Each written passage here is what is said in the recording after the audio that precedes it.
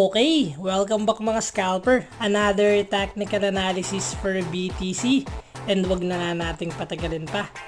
Daily time frame is nagkaroon na tayo ng red candle and above average yung volume.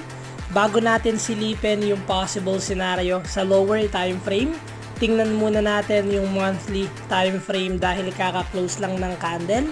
Kung makikita natin yung February candle which is sobrang laking candle and malapit niya nang maabot yung all-time high niya which is 69k.